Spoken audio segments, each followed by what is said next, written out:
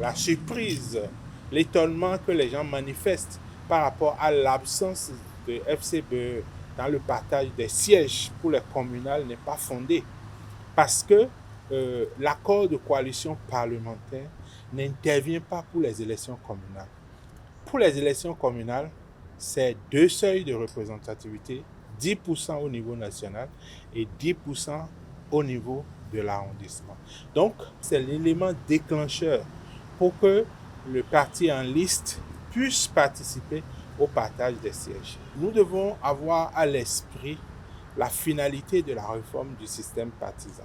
Cette finalité, ce n'est pas de faire les accords de coalition parlementaire. En réalité, la finalité de la réforme du système partisan, c'est qu'il y ait moins de partis politiques, qu'il y ait 2 ou 3 grandes formations politiques capables de représenter 10% au niveau national, 20% au niveau des circonscriptions électorales pour les législatives et 10% dans chacun des 546 arrondissements.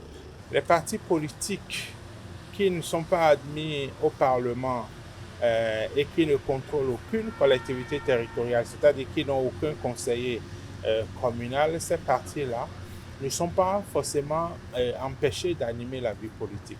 Ces partis ne vont pas bénéficier des subventions de l'État qui sont calquées sur les élections communales et législatives.